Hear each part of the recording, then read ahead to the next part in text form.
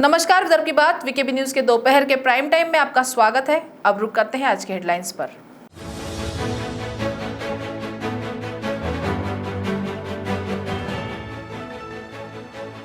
मंदिर खोले जाने की मांग को लेकर भाजपा का राज्यव्यापी शंखनाद आंदोलन।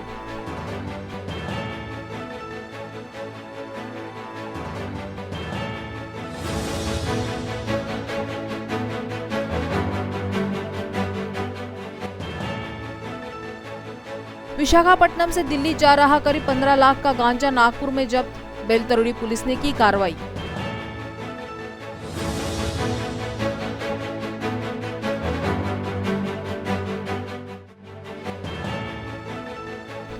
और सीतापट्टी पुलिस ने लौटाए 29 गुम हुए मोबाइल फोन पाकर मालिक हुए बेहद खुश।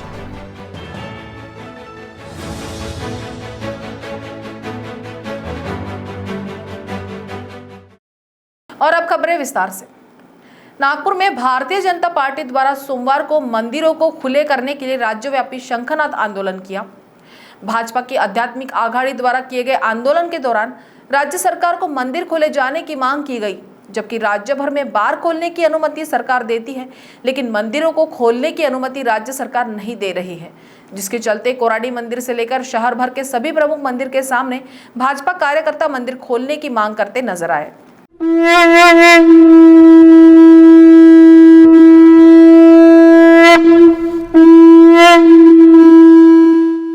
सोमवार को भारतीय जनता पार्टी द्वारा शहर में मंदिर खोले जाने की मांग को लेकर शंखनाद आंदोलन किया गया। भारतीय जनता पार्टी के आध्यात्मिक आघाड़ी द्वारा प्रदर्शन किया गया। नागपुर ग्रामीण परिसर के जग प्रसिद्ध कोराडी महालक्ष्मी माता मंदिर के सामने भाजपा के प्रदेश महासचिव चंद्रशेखर बावनकुले ने अपने कार्यकर्ताओं के साथ मंदिर खोले जाने की मांग करते हुए प्रदर्शन करते नजर आए। भारतीय जनता पार्टीच्या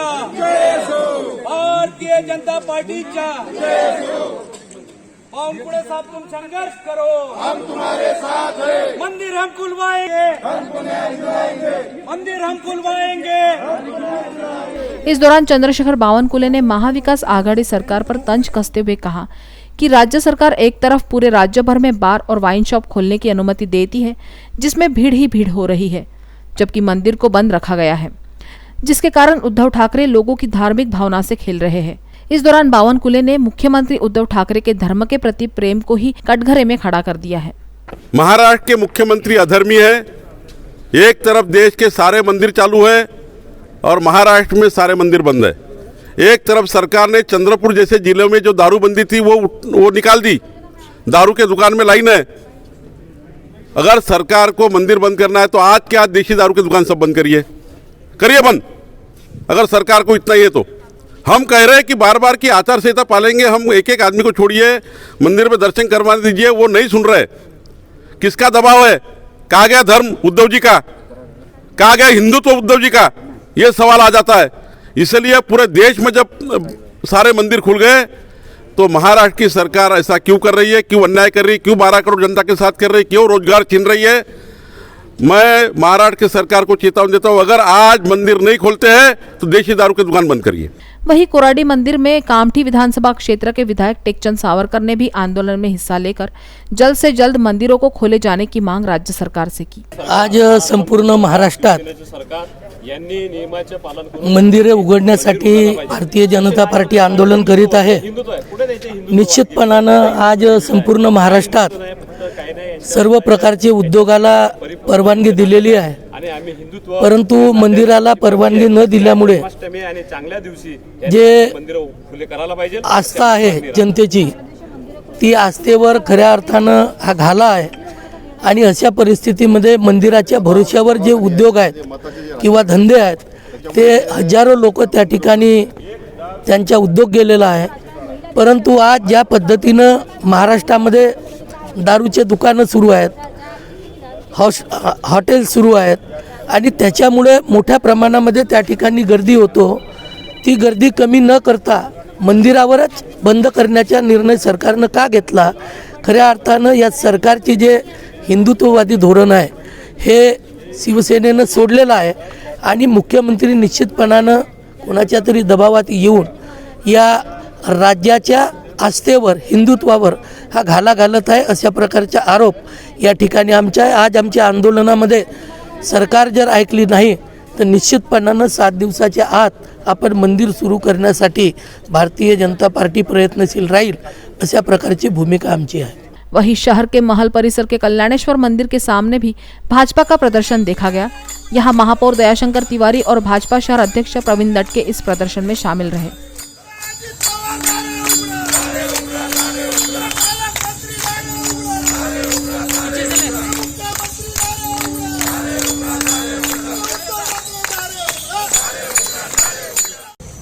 या महाराष्ट्रात मुघलांचं राज्य आहे का आपण कोणत्या ह्याच्यात जगतोय कळत नाही। या महाराष्ट्रात देशी दारूचा इंग्रजी दारूचा बार उघडे आहेत, काल परवापासून मॉल उघडे आहेत, सर्व बाजार उघडे आहेत, सगळे प्रकारचे हॉटेल उघडे आहेत, पण या भर श्रावण महिन्यात देव फक्त बंदिस्त आहे। आणि त्यांनी नेहमी हिंदू हिंदू या मतांवर त्याच्यावर आपला अधिकार सांगितला अशा शिवसेनेनी ज्यांनी शिवाजी महाराजांचं नाव वापरून राजकारण केलं, त्या शिवसेनेने आणि महाविकास आघाडीने या राज्यातले फक्त मंदिरं ठेवले आहेत, त्याचा निषेध करण्याकरता वारंवार आंदोलन केले। पण आज हे शेवटचं आंदोलन आहे, आज ही शेवटची विनंती आहे। याच्यानंतर कुठलीही विनंती नाही, कुठलाही अर्ज नाही, याच्यानंतर संघर्ष होईल। त्यामुळे या संघर्षात आपण सगळेजण राहू, ही संघर्ष करण्याची पाळी येऊ नये आणि हे झोपलेलं उद्धव ठाकरे सरकार जागं व्हावं, त्याकरता आज नागपुरात अनेक मंदिरांसमोर, अनेक धर्मस्थानांसमोर बुद्ध भारतीय जनता पार्टी द्वारा किया गया प्रदर्शन मंदिरों को खोले जाने को लेकर किया गया, जो शहर के सभी विधानसभा क्षेत्रों के अलावा राज्यव्यापी तौर पर किया गया। नागपुर के बेलतरोड़ी पुलिस विभाग ने कार्रवाई करते हुए करीब 15 लाख रुपए का गांजा एक आरोपी के पास से बरामद किया है। बताया जा रहा है कि गांजा विशाखापट्टनम से हैदराबाद, नागपुर और यहां से दिल्ली एक कार के जरिए लेकर जाया जा रहा था, लेकिन नागपुर बेलतरोड़ी पुलिस ने इसे नागपुर में ही जब्त कर लिया।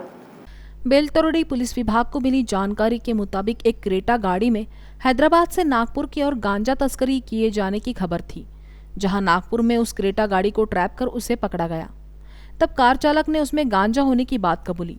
तलाशी लेने पर उसमें 14,89,000 का गांजा बरामद किया गया। दोषी वाहन चालक से कड़ाई से पूछताछ करने पर पता चला कि ये गांजा विशाखापट्टनम से हैदराबाद रास्ते दिल्ली ले जाया जा रहा था, जिस पर नागपुर पुलिस ने कार्रवाई कर करीब 15 लाख का गांजा जब्त किया है। हमको कल 29 तारीख को 5:15 बजे जानकारी मिली कि हैदराबाद से होकर दिल्ली जाने वाली एक क्रेटा गाड़ी है। क्रेटा गाड़ी का नंबर है MP 19 CB 9023। ये गाड़ी गांजा लेकर दिल्ली जा रही, तो हमने पांजरे टोल नाके के पास होकर आने के बाद उस गाड़ी को रोका ट्रैप लगा के।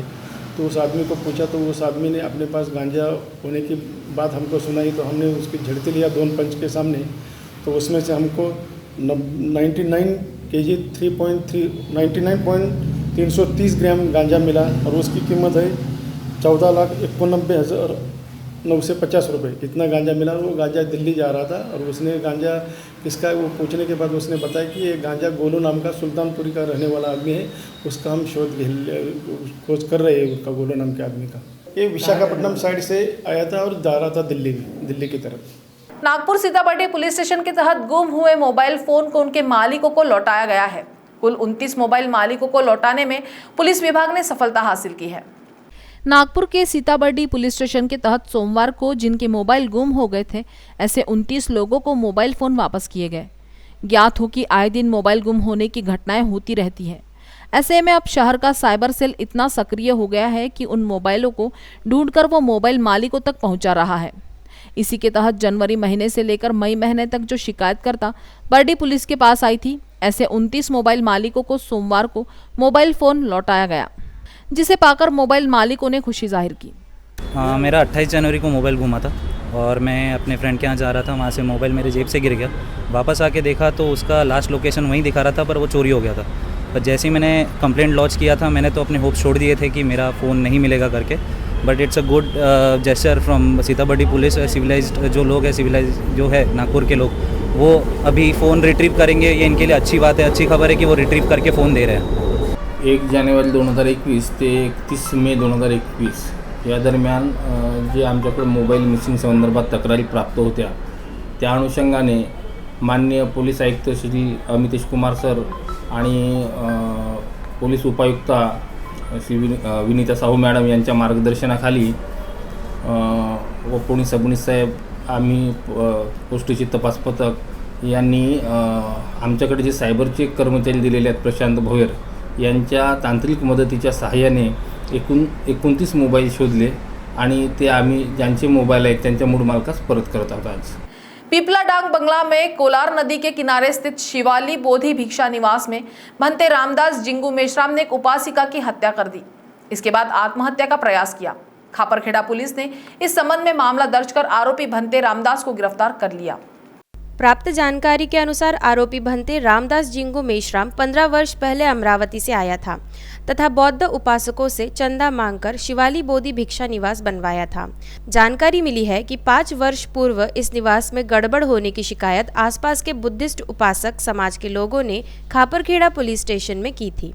इसके बावजूद आरोपी भंते रामदास पर कोई भी कार्रवाई नहीं की गई थी। इस बीच जरीपटका निवासी कुसुम सुनील चौहान अपने शराबी पति से परेशान होकर श्रमनेर भंती बनने पति और अपने 2 बच्चों को छोड़कर 12 वर्ष पूर्व भंते रामदास के पास आ गई। उनके साथ श्रमनेर भंती रहना चाहती थी। रामदास ने उसको स्कूटी, मोबाइल सब लेकर दिया। कुसुम स्कूटी में प्रतिदिन कहीं न कहीं बाहर जाती थी और मोबाइल पर बिजी रहती थी। वह हर समय व्हाट्सएप करती रहती थी। आरोपी रामदास को यह पसंद नहीं था। उसने कुसुम को बहुत बार समझाया लेकिन वह नहीं समझ रही थी। रविवार को दोपहर वह स्कूटी पर बाहर से आई और व्हाट्सएप पर मैसेज भेज रही थी। आरोपी रामदास ने उसका मोबाइल खींचकर व्हाट्सएप पढ़ने लगा। बाद में उसको फटकारा किंतु कुसुम ने उल्टा जवाब रामदास को दिया। गुस्से में आकर रामदास ने अंदर से चाकू लाकर उसका गला काट डाला। इसके बाद हथौड़े से उसके सिर पर 4-5 वार कर बुरी तरह से लहूलुहान कर दिया। इससे कुसुम ने जगह पर ही दम तोड़ दिया। घटना के बाद आरोपी भंते ने घर में फांसी लगाने का प्रयास किया लेकिन हुक टूटने से वह बच गया। इसके बाद उसने पास ही कुएं में कूदने का प्रयास किया। आसपास के लोगों ने उसको पकड़ लिया। उसके कपड़े खून से भरे होने से लोगों ने उसके निवास स्थान पर पहुंचकर देखा तो वह कुसुम लहूलुहान पड़ी हुई थी। घटना की जानकारी मिलते ही खापरखेड़ा पुलिस ने तत्काल वहां पहुंचकर कार्रवाई कर आरोपी को गिरफ्तार कर लिया। महाराष्ट्र के डिप्टी सीएम अजित पवार शनिवार को ऑटो चलाते नजर आए। वे बारामती में एक कंपनी के ई ऑटो लॉन्चिंग में पहुंचे थे। पवार ने ऑटो की लॉन्चिंग करने के बाद इसे चलाने की इच्छा जताई। इसके बाद वे ऑटो में बैठे और फैक्ट्री की सड़कों पर इसे काफी दूर तक घुमाते रहे। उनके इस अंदाज को देख वहां मौजूद लोग लगातार तालियां बजाते रहे। अजीत पवार को फर्राटे से ऑटो चलाते देख कंपनी के कर्मचारी भी हैरान रह गए। अजीत पवार काफी देर तक फैक्ट्री की सड़कों पर ऑटो घुमाते रहे। पवार ने वहां मौजूद अधिकारियों से ऑटो की खासियतें समझी। इस दौरान उन्होंने कंपनी की तारीफ करते हुए कहा कि ऐसे इलेक्ट्रिक वाहन पर्यावरण की सुरक्षा के लिए सुविधाजनक और महत्वपूर्ण हैं। अजीत पवार ऑटो की लॉन्चिंग में चीफ गेस्ट बनकर शामिल हुए थे। सोशल मीडिया पर हो रही है पवार की तारीफें। अजीत पवार को अपने इलाके में काफ़ी प्रभाव है। इसका अंदाज़ा इसी बात से लगाया जा सकता है कि वे 1995 से लगातार बारामती विधानसभा सीट से चुनाव जीत रहे हैं। यही वजह है कि उनका ऑटो ड्राइवर का रूप भी लोगों को खूब पसंद आ रहा है। सोशल मीडिया में उनकी तस्वीरें शेयर कर पवार की जमकर तारीफें हो रही है। अब वक्त हो चला है एक ब्रेक का। मिलते हैं एक छोटे से ब्रेक के बाद। बाय। सब जानना चाहते हैं मेरा फेवरेट कलर, मेरा फेवरेट डेस्टिनेशन, मेरी फेवरेट डिश, पर कोई ये नहीं पूछता कि फेवरेट डिश मैं बनाती कैसे हूँ। अरे यार, जिसे टेस्टी खाना पसंद है वो अच्छे टेस्ट तक पहुँच ही जाता है। सुरुचि मसाले, खाने में हो रुचि तो घर लाइए सुरुचि।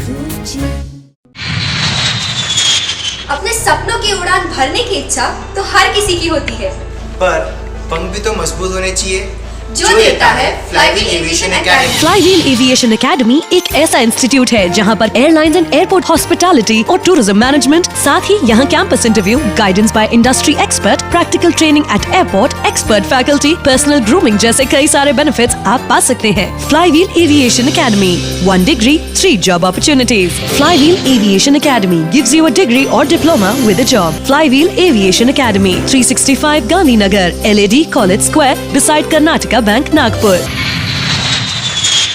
ब्रेक के बाद आपका स्वागत है।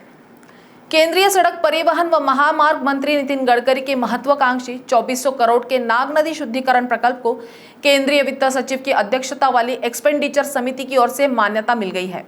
ये जानकारी खुद गडकरी ने दी। वे 18 करोड़ रुपए खर्च कर सोनेगांव तालाब के सौंदर्यीकरण भूमि पूजन समारोह में बोल रहे थे।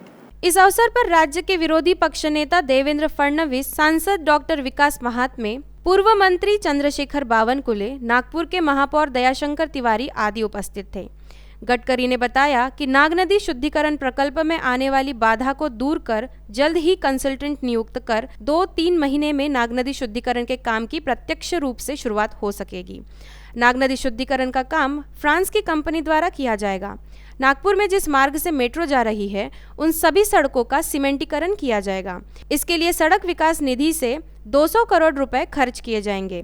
इस काम की निविदा भी जारी हो गई है। कार्यक्रम में फडणवीस ने कहा कि केंद्रीय मंत्री नितिन गडकरी आधुनिक नागपुर के शिल्पकार हैं। गडकरी नागपुर के सर्वांगीण विकास का विचार कर कार्य कर रहे हैं। 5 वर्षों में शहर का चेहरा मोहरा बदलने का कार्य किया है। अजून चांगलं करण्याकरता आणि विशेषतः नागपुरातले सगळे तलाव चांगले होतात। आज एक चांगली बातमी आली की आपल्या नाग नदीच्या 2400 कोटीच्या प्रकल्पाला आजच फायनान्स सेक्रेटरीच्या अध्यक्षतेखाली जी एक्सपेंडिचर कमिटी असते त्यांच्याकडनं आज मान्यता मिळाली आहे। त्यामुळे आता कन्सल्टंट अपॉइंट करण्याचे मार्ग सुकर झालेला आहे आणि त्यामुळे नाग नदीचं काम आता येत्या 2-3 महिन्यामध्ये आपल्याला नक्की सुरू करता येईल। आणि मला वाटते हा पाठ नाग नदीचा नाही, इथून मंत्री बनायच्या आधी ते मुख्यमंत्री आणि मंत्री म्हणजे नागपुरात मिहाननी 13,000 लोकांना रोजगार दिला आणि आज मिहानमधून 57,000 लोकांना रोजगार मिळालेला आहे। 57,000 याची लिस्ट आहे नावासहित। आणि आता पुढल्या 3 वर्षात आम्ही 1 लाख तरुण मुलांना नागपूरच्या विदर्भातल्या इथल्या मिहानमध्ये रोजगार देणार आहे। मी आता 9 तारखेला मिहानचे सगळ्या कंपनीज, मिहानचे एमडी त्यांची मीटिंग बोलवली आणि सगळ्या कंपन्यांना बोलवलेला आणि त्यांचं एक्सपान्शन करून नागपूरमध्ये 2022 मध्ये आता 11 सीटर फाल्कनचं जेट इथे या ठिकाणी बनणार आहे। म्हणजे आपण जगातल्या अनेक गोष्टी इथे आणलेल्या आहेत। आज टेक महिंद्रा आहे, इन्फोसिस आहे, त्याच्याबरोबर HCL आहे आणि एक कंपनीने 12,000 15,000 इन्फोसिस म्हणजे आम्ही 40,000 लोकांना घेऊ 3 वर्षात। आपल्या घराघरातले माझ्याकडे एम्प्लॉयमेंट एक्सचेंज उघडलेला, रोज 5-25 लोक येतात। मी बायोडाटा घेतो आणि पत्र लिहितो, एका सेक्रेटरीला कामच दिला त्या नोकऱ्याला आणि आज सगळ्यांना रोजगार मिळालेला। त्यामुळे नागपूर शहराचा सर्वांगीण विकास करण्याचा प्रयत्न आम्ही केलेला। शहर सहित ग्रामीण भागों में डेंगू का कहर बढ़ता जा रहा है। प्रशासन केवल जनजागृति करने तक ही सीमित है। दवाइयों का छिड़काव नहीं किया जा रहा है। यही वजह है कि जिले के ग्रामीण भागों में बड़ों से लेकर बच्चों तक डेंगू से पीड़ित हो रहे हैं। इस बीच कामठी में एक 13 वर्षीय बालक की डेंगू से मौत की जानकारी सामने आई है। इस घटना के बाद परिसर के नागरिक प्रशासन की लापरवाही से नाराज है। कामठी के प्रभाग क्रमांक 15 निवासी 13 वर्षीय बालक की डेंगू सदृश बीमारी से मौत हो गई। इस घटना के बाद क्षेत्र में हड़कंप मच गया। मृतक का नाम वैभव सुजीत गजबिये गौतम नगर जूनी छावनी निवासी है। नागपुर के निजी अस्पताल में बालक का इलाज चल रहा था। अस्पताल में इलाज के दौरान उसकी तबीयत और बिगड़ती गई। उपचार के दौरान उसकी मौत हो गई। वैभव कक्षा 8वीं में पढ़ रहा था। उसके पिता सुजीत ओल्ड कामठी पुलिस थाने में कार्यरत है। डेंगू सदृश बीमारी से वैभव की मौत की खबर ने सभी को झकझोर दिया। नागरिकों में नगर प्रशासन के खिलाफ रोष का वातावरण है। बताया जाता है कि इन दिनों ग्रामीण भागों में डेंगू जमकर कहर बरपा रहा है। स्थिति यह है कि कई बस्तियों में लोग परेशान हैं। उमरेड भिवापुर में अब तक 15 से अधिक लोगों की मौत डेंगू से हो चुकी है। नागरिकों का कहना है कि हर वर्ष बारिश में डेंगू फैलता है। इसके बाद भी प्रशासन द्वारा ठोस उपाय योजना नहीं किए जाते। महीने में एक बार कीटनाशक दवाइयों का छिड़काव किया जाता है, जबकि बारिश के दिनों में यह प्रक्रिया सतत रूप से जारी रहनी चाहिए। शिवसेना के पूर्व जिला प्रमुख तथा नागपुर के पूर्व उप महापौर शेखर साबर बांदे ने राष्ट्रवादी कांग्रेस के नेता सांसद प्रफुल्ल पटेल की अगुवाई में राष्ट्रवादी कांग्रेस में प्रवेश किया। महानगर पालिका चुनाव से पहले किसी बड़े नेता द्वारा पार्टी छोड़ने से राजनीतिक घटनाक्रम में बड़ा बदलाव होने की संभावना व्यक्त की जा रही है। वे पार्टी से पिछले दिनों से नाराज चल रहे थे।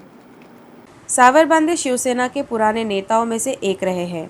रविवार को नंदनवन स्थित उनके निवास स्थान पर एक छोटे समारोह में राष्ट्रवादी कांग्रेस में प्रवेश लिया। समारोह में सांसद प्रफुल्ल पटेल के साथ ही निरीक्षक पूर्व विधायक राजेंद्र जैन, दीनानाथ पडोले, प्रवीण कुट्टे पाटिल, ईश्वर बालबुदे, वेद प्रकाश आर्य, अनिल अहिरकर, शहर अध्यक्ष दुनेश्वर पेठे, दिलीप पनकुले, शैलेंद्र तिवारी, रवि पराते, उपाध्यक्ष रविनीश पांडे आदि उपस्थित थे। इससे पहले सुबह सावर बांदे ने मेल द्वारा मुख्यमंत्री उद्धव ठाकरे को शिवसेना की प्राथमिक सदस्यता से इस्तीफा भेजा। इस संबंध में प्रतिक्रिया देते हुए सावर बांदे ने कहा कि मुझे किसी से कोई शिकायत नहीं है, लेकिन पिछले दिनों से पार्टी द्वारा किया जा रहा कार्य मेरी समझ से बाहर रहा है। जिनके पास पूर्व विदर्भ की जिम्मेदारी है, उन संपर्क नेता के निर्णय को यदि महत्व नहीं दिया जाता होगा तो फिर पार्टी में रहने का कोई औचित्य ही नहीं है। अब पुराने और निष्ठावान कार्यकर्ताओं को न्याय देना मुश्किल हो गया है। कृष्णा जन्माष्टमी की धूम शहर में देखने को मिल रही है। कोरोना से मिली राहत के बाद इस बार त्योहार को लेकर लोगों में दोगुना उत्साह देखने को मिल रहा है। रविवार को शहर के बाजारों में भीड़ लगी रही। मूर्तियों की खरीदारी के साथ ही पूजा अर्चना की सामग्रियों की भी जोरों से बिक्री हुई। नागपुर सहित विदर्भ में कृष्ण जन्माष्टमी का त्योहार धूमधाम से मनाया जाता है। पहले दिन कृष्ण मूर्ति स्थापना के अगले दिन गोपाल काला होता है। हालांकि कोविड की वजह से मंदिर बंद है और सार्वजनिक स्थलों पर पूजा की अनुमति नहीं मिली है। यही वजह है घर घर में ही जन्माष्टमी का त्योहार मनाया जाएगा। रविवार को बाजारों में मूर्ति खरीदने के लिए लोगों की भीड़ दिखी। वहीं सजावट का सामान भी लोगों ने खूब खरीदा। कई घरों में आकर्षक सजावट की गई है। रात 12 बजे के बाद जन्म उत्सव मनाया जाएगा। भले ही मंदिर बंद हो, लेकिन पुजारियों को पूजा की अनुमति मिली है। गत वर्ष की तुलना में इस बार कुछ राहत मिली है। यही वजह है कि लोगों में भी उत्साह नजर आ रहा है। मंगलवार को गोपाल काला मनाया जाएगा। ग्रामीण भागों में भी त्योहार को लेकर लोगों में उत्साह बना हुआ है। लोग पूजा अर्चना के साथ ही कोरोना के संकट से बचने के लिए बाल गोपाल से प्रार्थना करेंगे। महानगर पालिका चुनाव के लिए वार्ड पद्धति की घोषणा के बाद अब सभी पार्टियां तैयारी में जुट गई है। बदलते समीकरण को ध्यान में रखकर नियोजन भी किया जा रहा है, लेकिन जानकर मान रहे हैं कि इस बार सभी पार्टियों में बड़े पैमाने पर बगावत भी देखने को मिलेगी। इच्छुक पहले से ताल ठोक कर बैठे हैं। वहीं दूसरी ओर सीनियर भी अपनी सेकेंड और थर्ड इनिंग की तैयारी में जुट गए हैं। महानगर पालिका का चुनाव इस बार सभी मायनों से महत्वपूर्ण होगा। केंद्रीय मंत्री नितिन गडकरी को अपना गढ़ बचाने के लिए योग्य लोगों की उम्मीदवारी देनी होगी। वहीं दूसरी ओर पूर्व मुख्यमंत्री देवेंद्र फडणवीस को भी अपने भविष्य की राह आसान बनाना होगा। कांग्रेस भी युवा चेहरों को तवज्जो देगी, जबकि राष्ट्रवादी में युवा चेहरों की ही भरमार है। शिवसेना में 1 अनार और 100 बीमार वाली स्थिति बनी हुई है। हालांकि पिछले दिनों से शिवसेना के नेताओं सहित मंत्रियों ने नागपुर में दौरे कर कार्यकर्ताओं में उत्साह का संचार किया है, लेकिन सोई हुई ताकत को जगाना इतना भी आसान नहीं होगा। जानकार मानते हैं कि इस बार वार्ड पद्धति होने बगावत भी बड़े पैमाने पर देखने को मिलेगी। इसकी एक वजह यह भी है कि नेता महाविकास आघाड़ी की सरकार बनने के बाद से ही मान रहे थे कि प्रभाग पद्धति में बदलाव होगा और उसी हिसाब से तैयारी में भी जुट गए थे। अब यदि पार्टी ने टिकट नहीं दी तो बगावत के अलावा अन्य कोई विकल्प भी नहीं रहेगा। फिलहाल इच्छुक उम्मीदवारों का सोशल मीडिया पर प्रचार शुरू हो गया है। गुड मॉर्निंग से लेकर गुड नाइट तक के मैसेज की भरमार होने लगी है। अब देखना होगा कि सितंबर के अंत तक वार्ड आरक्षण में किसके हाथ क्या लगता है। तो दोपहर के प्राइम टाइम में अभी इतना ही। आपसे फिर मुलाकात होगी, तब तक बने रहिए वीकेबी न्यूज़ के साथ। नमस्कार।